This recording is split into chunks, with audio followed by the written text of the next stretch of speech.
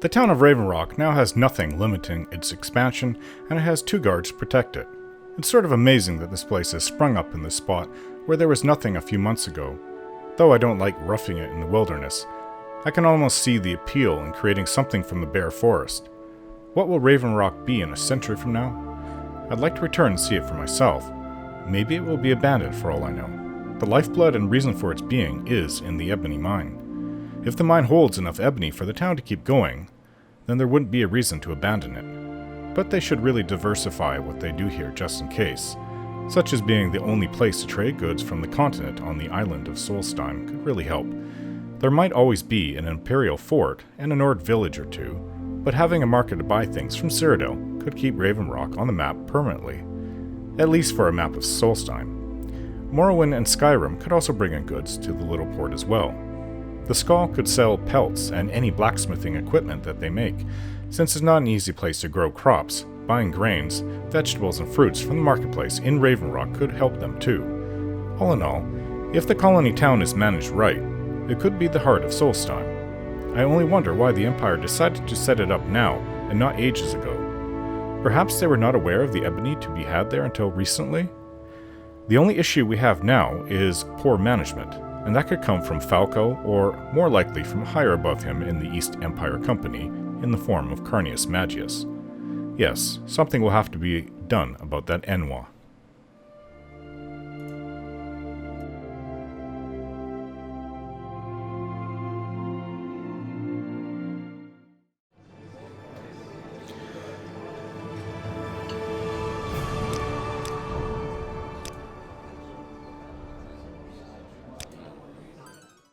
Go ahead.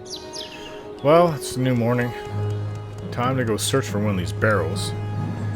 Now, there's something called Broder Grove to the northeast of here. And then there's another barrow to the northwest. Well, actually kind of northeast of here. Well, let's try Broder Grove. I don't know why that's even listed. It's named on my map. Strange. It's actually really close.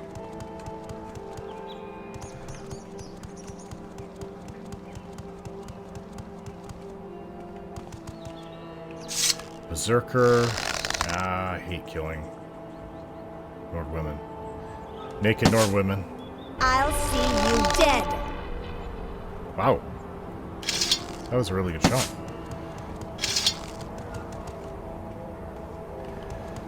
This isn't Broder. Okay, Broder Grove is this way. What's so important about Broder Grove? A couple bears here.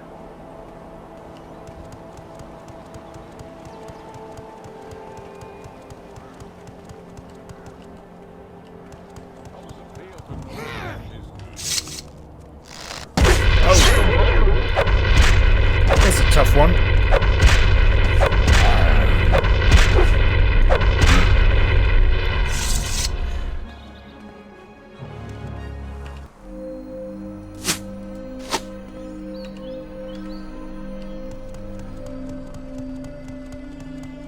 I need to get my hammers. Actually, Shani has some hammers. Yes? Does she not? Yeah, she's got some Grandmaster hammers. Let's see. I have to get my hammers back from Fort Frostmoth. Item.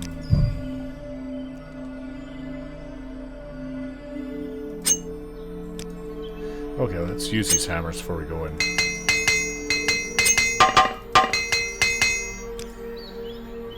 This looks like maybe the entrance to a barrow. Oh. This is strange. I don't know if this is a barrow. Hello there, Nord. Have you found it? Have you found the entrance to Sovngarde? What? What are you talking about? Ah, a visitor, and an elf no less. In my youth, I would have hewn you like an oak, and bathed in your invader blood. But that was a long time ago, and the years have mellowed my mood. In any event, it's been quite a while since I've had any company. I'm afraid I don't have much to offer a guest, unless, of course, you come to hear a barbarian's sad tale. What What's your sad tale? I came to Solstheim with 4 of my brothers in arms. We were on a quest, you see. We were getting close. We could feel it, but then one of our fellowship, a powerful sorcerer named Grimkel, betrayed the rest of us. He laid an ambush and assailed us with powerful magicka. I wanted to slay Grimkel, but not before my 3 other companions were turned to stone. You may have seen them, for they are the 3 standing stones of Broder Grove, not far from here. Oh, really?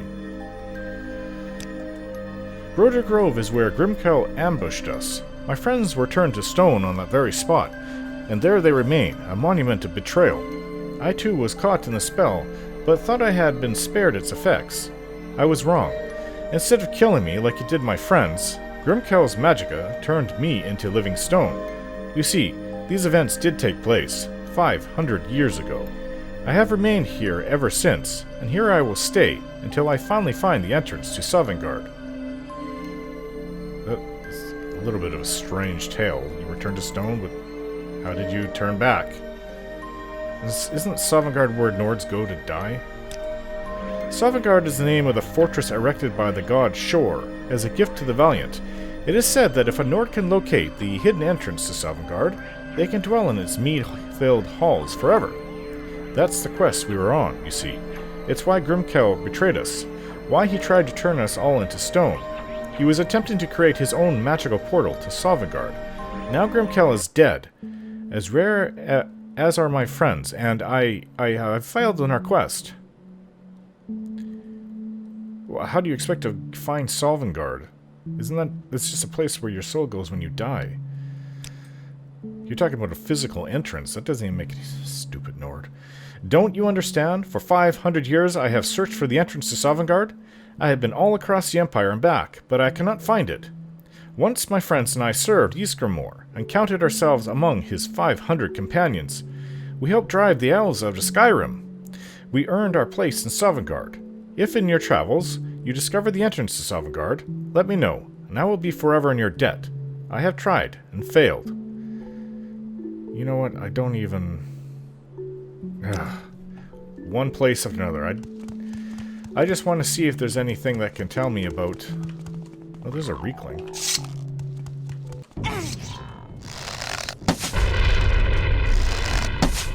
Just where would the entrance to Sovngarde be?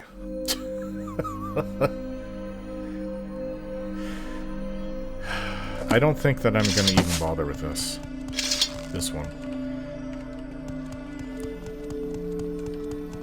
I am curious about the Falmer, though. And I don't think Reiklings are Falmer.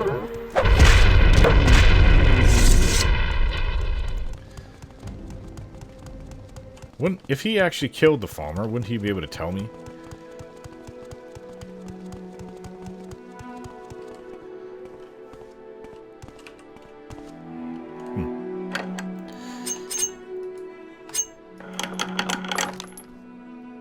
Some gold. I'm not trapped. What is this? Sultry, Nordic mail helmet, boots, steel crossbow. Nothing of interest. Well, there's a barrow to the north of here. I'll try that area.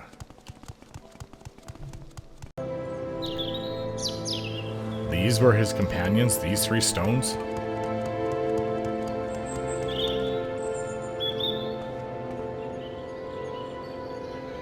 I don't think that Nord's quite sane.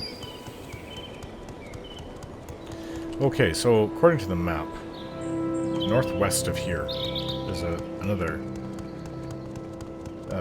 barrow, I suppose?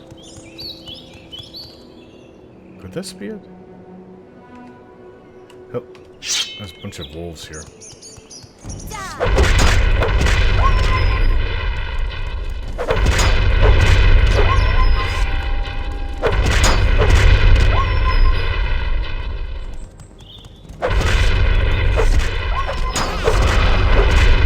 Here they all come. Ah.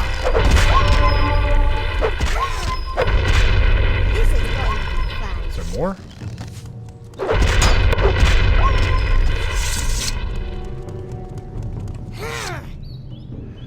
This is going to Altar of Thrond. I don't... What is this place?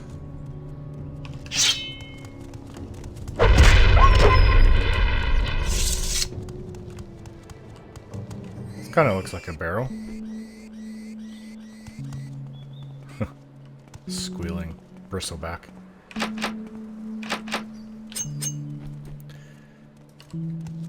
I'll see you dead. Are you okay, Shani? Snowing. Regeneration. It's better. But I seem to have opened up this. This is going to be fun.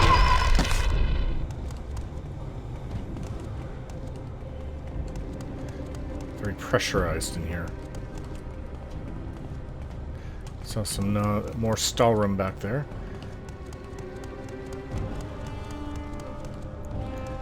I know I haven't been here because it was locked, unless somebody came and locked the stone in position. Okay.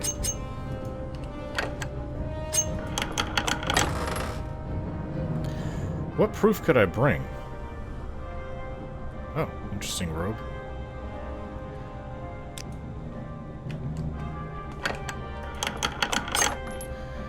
What did he say he wants proof of? Some evidence of the Falmer's existence here on Solstein. Some evidence. What's this? Shard arrow? Quality restore health. Oh, I shouldn't be taking any of these things. What's wrong with me? Yeah.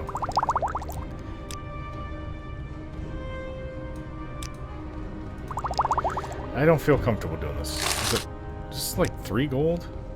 You know what? I'm gonna give more than that.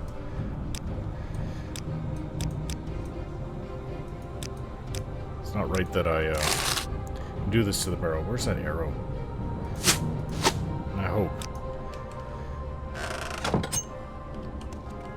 I hope that these ancestors don't hate me for this. I have no interest in more storeroom. But that doesn't mean I won't come and try to take something that will reveal there's a trap there. Trapped. All trapped. Gotta be something in them then. Weird crossbow. A Daedric Claymore? That's a little odd to have here. Snow Wolf Pelt could use that. But no.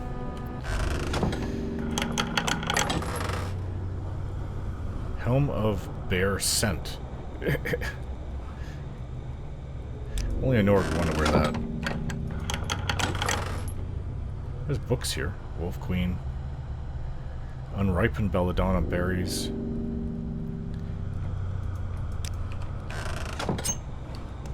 More chests.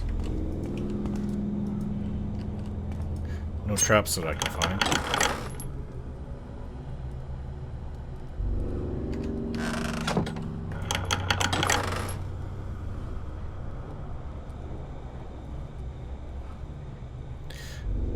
Nothing. Strange. Okay, well let's go off to that original barrel. This is not the one that I see on my map. There's a big one. It's not the exit. It's the exit. It's gotta be where this thing came. Yeah. Stinky thing.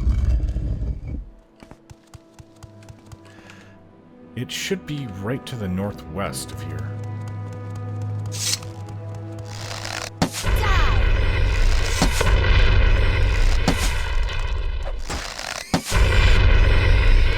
I know it's Nords, I don't believe in desecrating where ancestors are buried.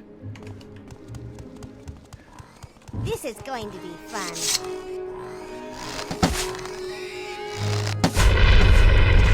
You know, I don't seem to remember being attacked, or asking to be attacked every 50 feet I walk out here.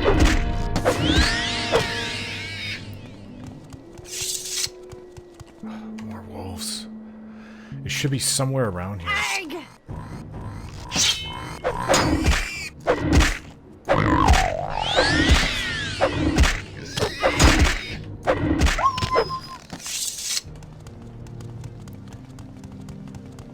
that it? Wonder if this isn't it. Well, there's more stones over there. There's stones everywhere. Oh, that kind of looks like it could be it.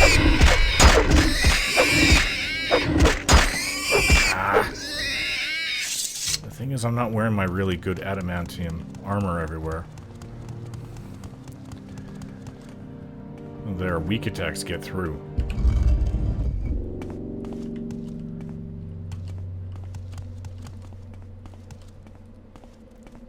Oh, what's coming?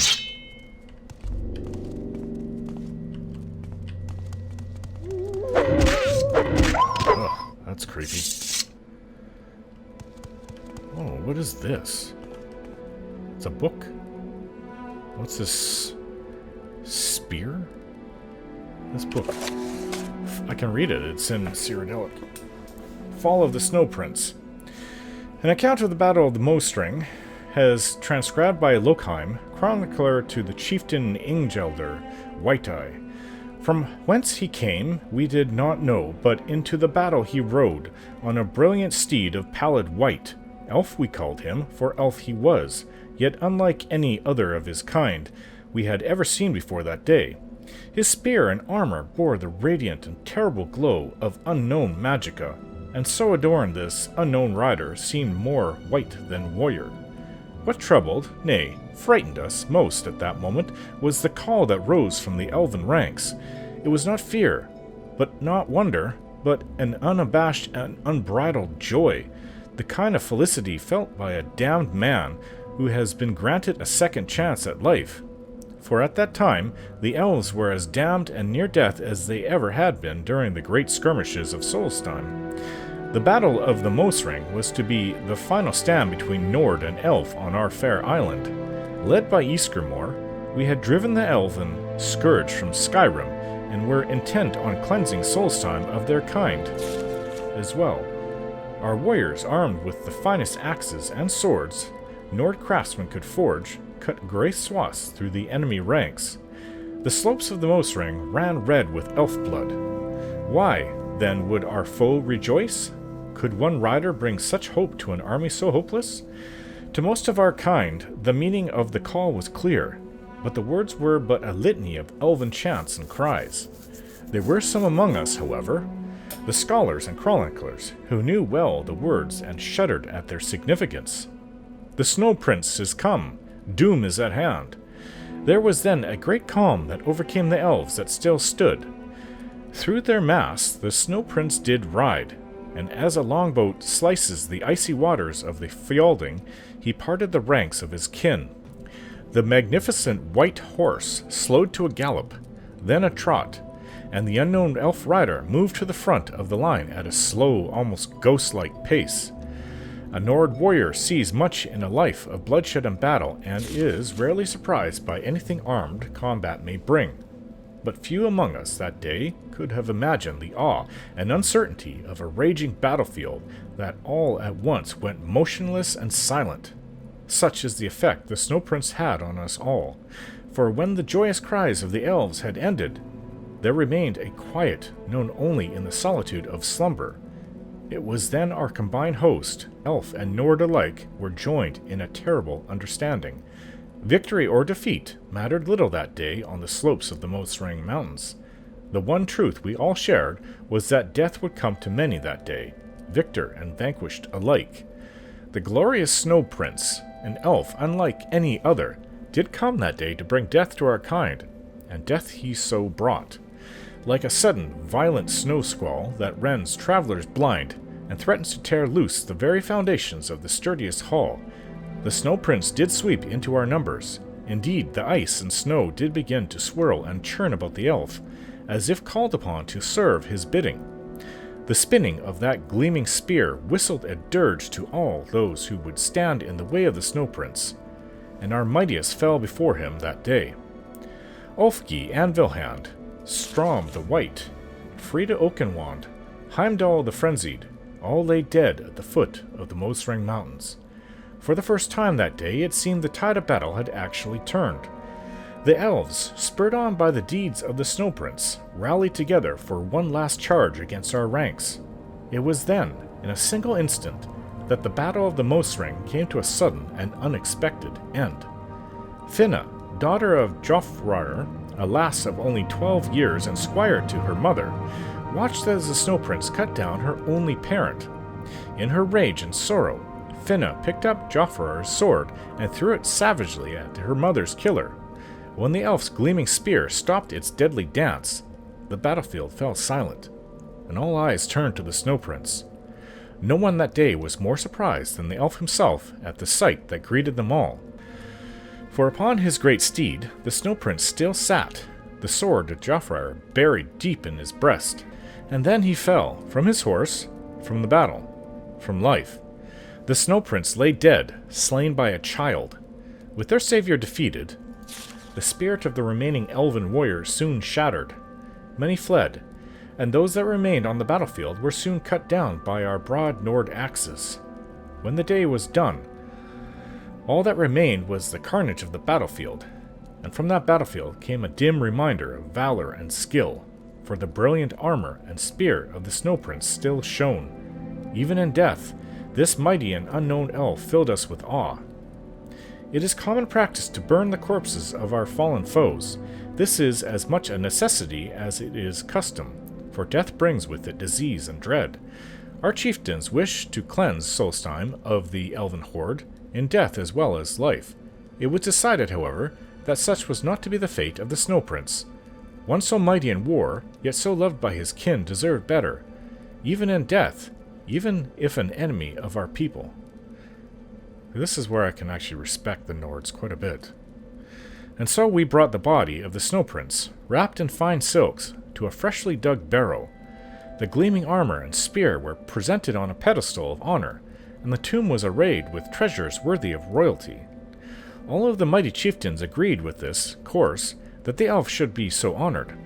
His body would be preserved in the barrow for as long as the earth chose, but would not be offered the protection of our Stalrum, which was reserved for Norddead alone. So ends this account of the Battle of Mosring, and the fall of the magnificent elven Snow Prince. May our gods honor him in death, and may we never meet his kind again in life. I'm gonna take this book. Ancient steel Greaves.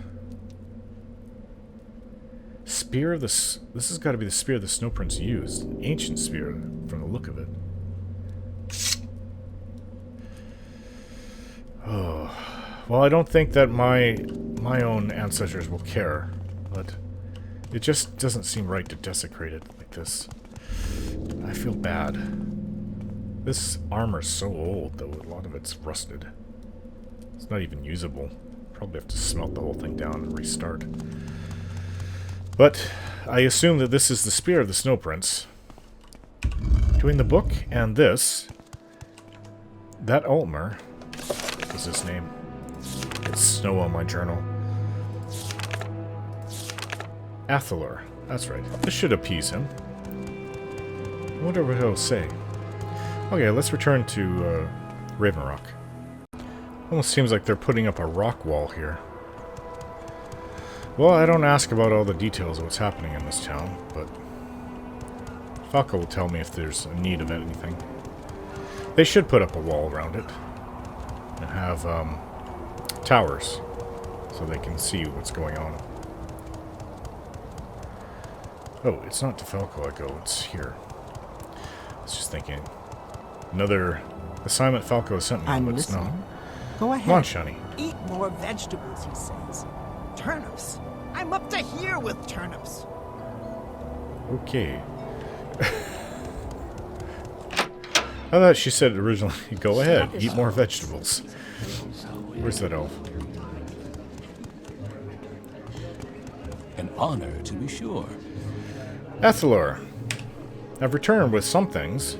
Snell, you've returned. Have you found any evidence of the Falmer here in Solstheim? Yes, I found an ancient set of armor and a spear in the Yolgir Barrow, I think is what it was called. There was a book as well.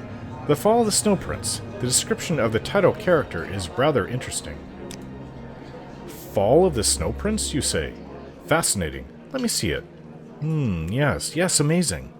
By my Falmer's ancestors, you've done it, Snow. The account in this tome is remarkable. Reiklings indeed. I don't see how this Snow Prince could have been anything but a Falmer, do you? Splendid, splendid. You're a credit to explorers everywhere, Snow.